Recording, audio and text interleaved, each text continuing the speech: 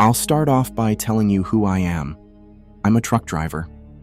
I've been doing it a long time and I love it, but I have to tell you, the other night was one of the first negative experiences I've had since I started driving in a long time, and it didn't even happen on the road.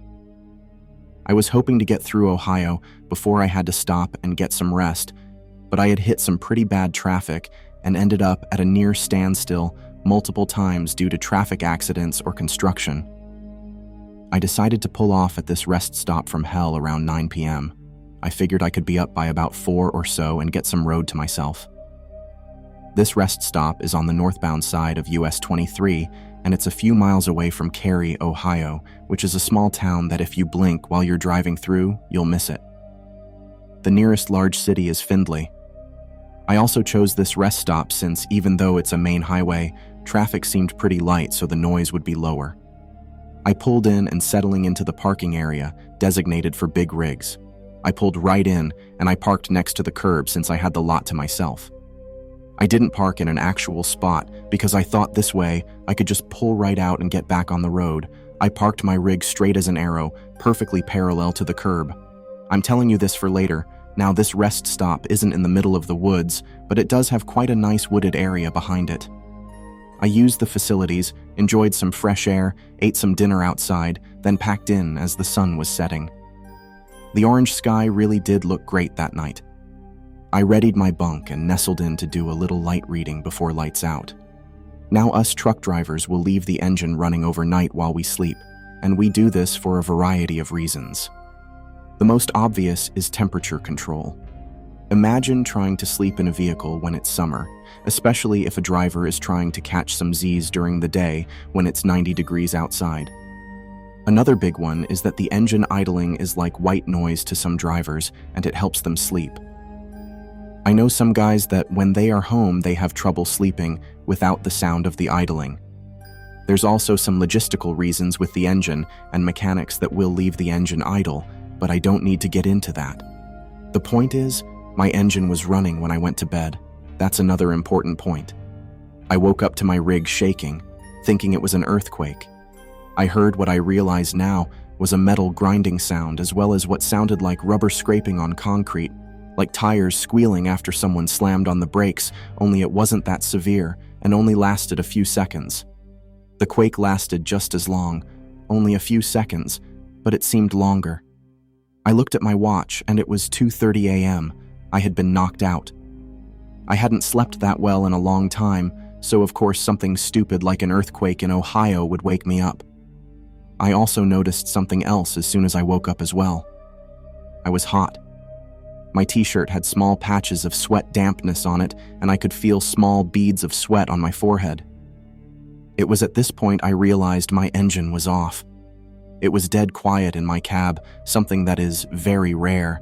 This is rare because not only is the engine on 99% of the time, but there wasn't even any other traffic driving by out on the highway.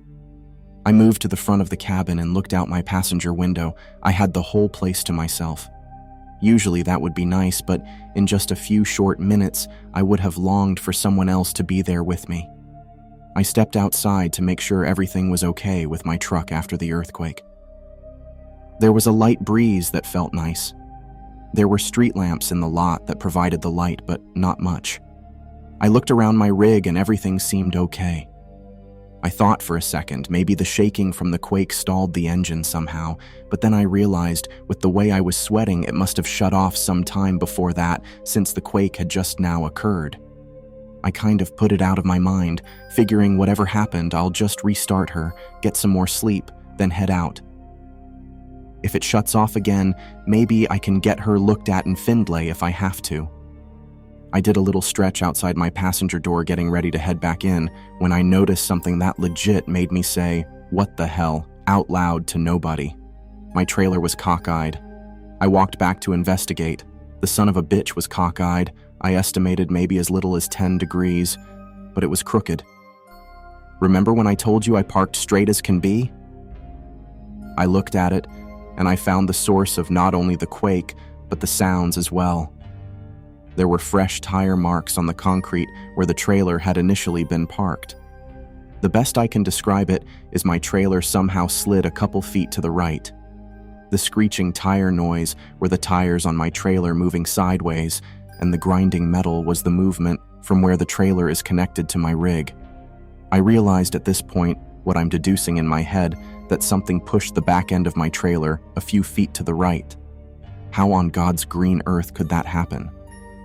I couldn't think of a single animal outside of an elephant or a rhino that would have the power to move a semi-trailer by, say, walking into it, to say nothing about the animal life in Ohio. Even then, there were no signs of force or collision, like something had run into it to move it. I suddenly get this terrible feeling in my gut, one that makes me run as fast as I've ever run as an adult. I'm not young anymore. I haven't sprinted like that in about 15 years. Back to my cab. I shut the door behind me and practically dive into the driver's seat.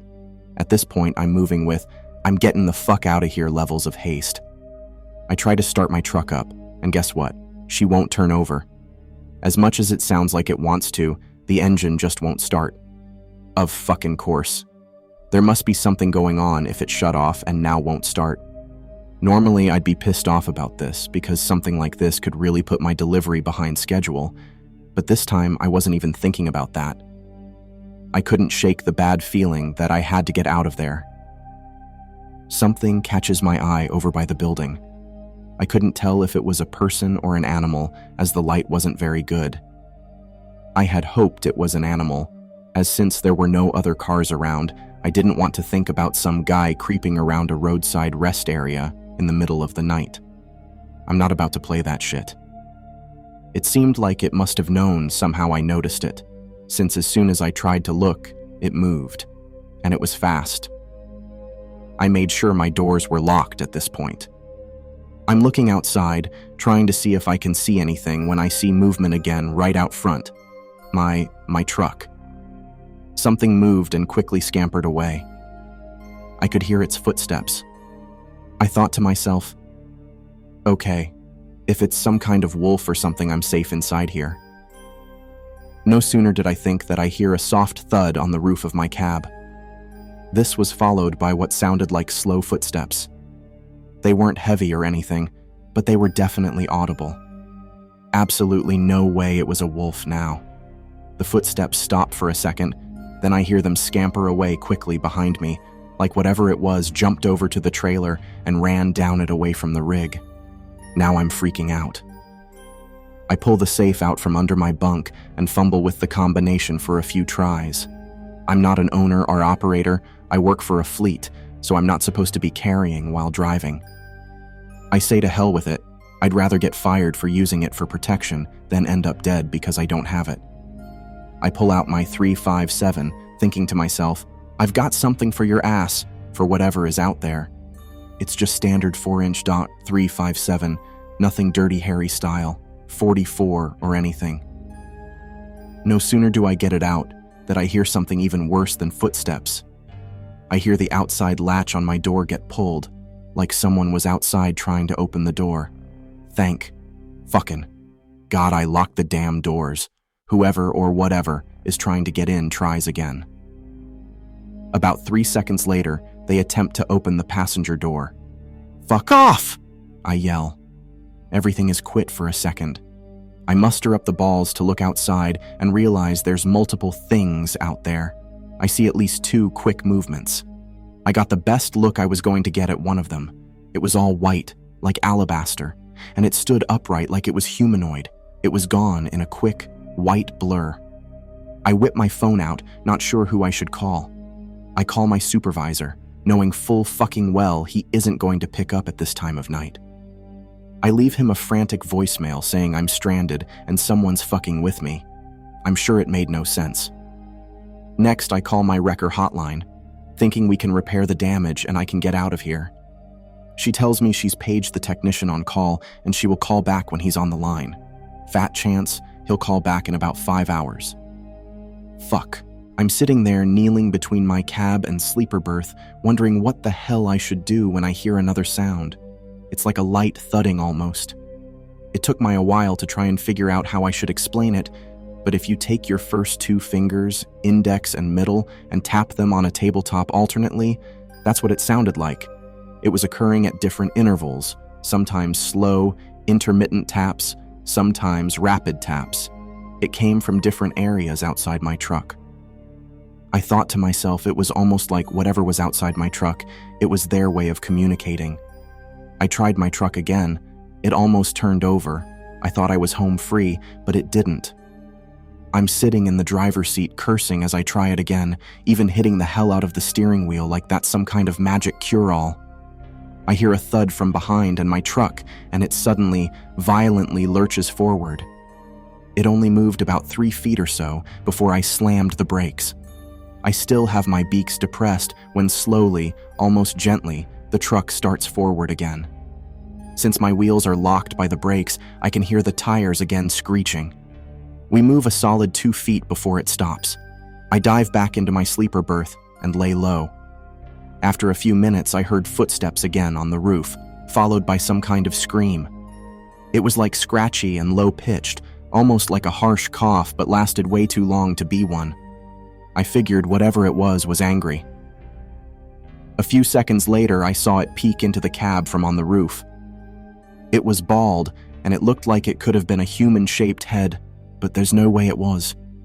It was only a second, and it was gone, but I did notice its distinct lack of nose. I heard footsteps move away again quickly towards the rear. I know for a fact there was more than one of these things because, at the same time the footsteps were fading, I once again heard an attempt to open my driver's side door. After more tapping, communicating, everything went quiet. I looked at my phone and saw it was 3:10. It had been 40 minutes, and it had felt like 40 hours. I sat there clutching my gun, hunkered down near my bunk for another 45 minutes, listening, waiting to hear something else. It was quiet. I was afraid to try my truck again. If they really had gone, they might come back. It was going on 4:15 now, and cars were slowly starting to drive by out on the highway more frequently now.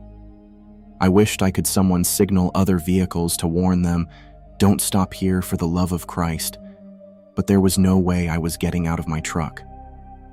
I waited a little bit longer, and once I saw the sun starting to peek over the horizon, I figured it was time.